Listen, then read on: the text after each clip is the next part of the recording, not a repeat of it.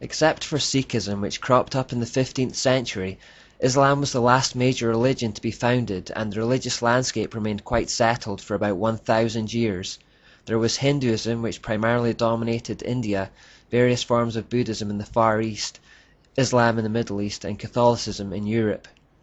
To keep us focused and on track, we're not going to examine the other world religions in any detail at the moment, but you will find if you explore them that the same themes keep coming up.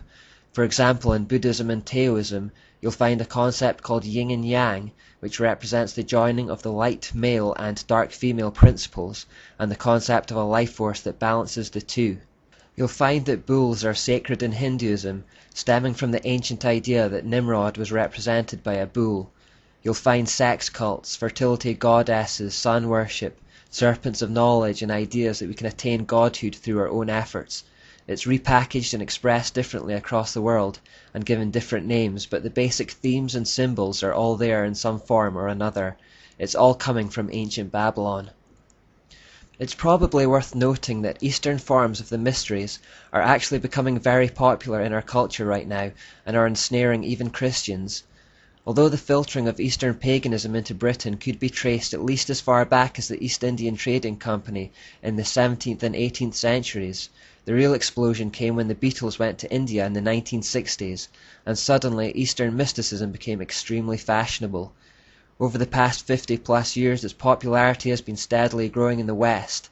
Today, for example, we have yoga, Reiki, Zen Buddhism, acupuncture, martial arts, meditation, and feng shui, to name just a few of the occult philosophies that grew out of Babylonian mysteries in the East, and which have now been transported to us in the West. Because our culture is now so saturated with it, many Christians don't recognize when they're involved with something that has a satanic origin.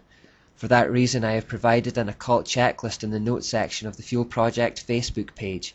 If you are involved in anything listed there, I would strongly suggest you repent and renounce your involvement.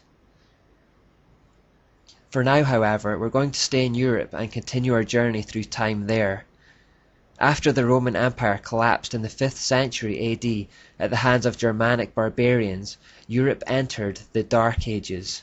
The Catholic Church stepped into the power vacuum that had been created by the collapse of the Roman Empire, and it quickly became the most powerful spiritual and political entity in the world. In the 8th century AD, a forged document was created called the Donation of Constantine. It stated that Constantine had bequeathed the Roman Empire to the Catholic popes, and although it was found to be fraudulent in the 15th century, by then its work had already been accomplished.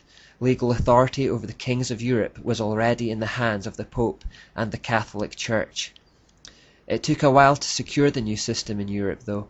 In the 7th century, the Pope went looking for a protector to defend Catholic territories. Pepin, the leader of the Franks, was chosen, and he was bribed with a promise that if he cooperated in this mission, his place in heaven would be secured. Battles ensued for a while, but it wasn't until Charlemagne, Pepin's son, that the Pope's security was truly assured. Charlemagne was then crowned in Rome on the 25th of December 800 AD as the first emperor of the Holy Roman Empire. The Holy Roman Empire was seen to be a continuation of the old collapsed Imperial Roman Empire. This move shrewdly promoted popes to kingmakers, who claimed their authority to do so because of the forged Donation of Constantine and because of their connection to God. Later, the Catholic historian Tertullian wrote of that transaction that "Our God no longer reigns, he has resigned all power over to the Pope." At the command of the Pope, Charlemagne went forth on many campaigns of conquest throughout Europe. All conquered lands and people came under the authority of the Catholic Church, and Europe was united under their reign. Consequently, Charlemagne is now considered the father of Europe. The Catholic rule, however, although unified, was a dark, dark period in history. Anyone who did not willingly submit to the authority of the Church was persecuted and killed for heresy. European citizens were taxed heavily and were expected to spend their lives in the service of the Church. With worldly power, corruption kept growing. Pope Leo X began the process of selling indulgences as a way to extort money from the people. This means that he offered forgiveness of sins for a fairly small amount of money. For a little bit more money, you would not only be forgiven of a sin, but you would be allowed to carry on indulging in it. hence the name selling of indulgences. Also, through the invention of purgatory, you can now purchase the salvation of your loved ones' souls in the Catholic system. The Church taught the ignorant masses, as soon as the coin in the coffer rings, the troubled soul from purgatory springs. Pope Leo X showed his true feelings when he said, "The fable of Christ has been quite profitable to us." As a result of such corrupt behavior, the Church became exceedingly rich. They played on fear to control and dominate, and increased their wealth in the process. Before long, the Church dominated the political and cultural landscape. It was the most powerful institution in the world, and the Pope the most powerful man. The Pope became the real spiritual authority behind the rulers of the world, and he used religious persuasion to control nations for his own purposes. If kings acted against the wishes of the Vatican, the Pope could excommunicate them from the Church, and therefore effectively sentence them to eternity in hell. This fear was enough to keep the kings of Europe in line with the Church's wishes. Once more we see that religious authority secures temporal authority. The Church also recognized a key principle to maintaining power: control knowledge. Knowledge really is power, and so with this in mind it endeavored to block all independent learning and scientific progress. In this way the people would be forced to depend on the Church's hierarchy for information, and the dependency would consolidate the Church's power. This is primarily why the era has become known as the Dark Ages. In 500 AD, for example, the Bible was available in 500 languages. By 600 AD, the Catholic Church had restricted it to just one language, and that was Latin.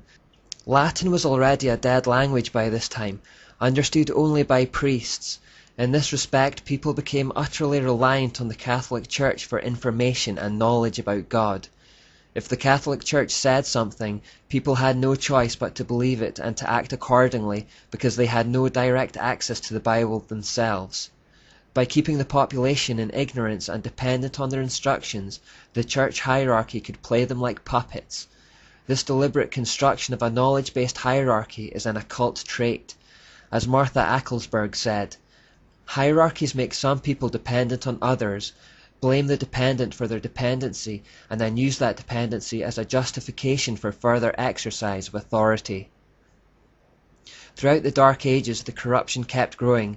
Mary became more and more prominent, as did praying to and devoting yourself to saints, the idea of sacraments, mandatory celibacy, monasticism, and the idea that the Pope was nothing less than infallible and God on earth. The Holy Roman Empire became a cesspool of depravity and corruption, like the Imperial Roman Empire had been.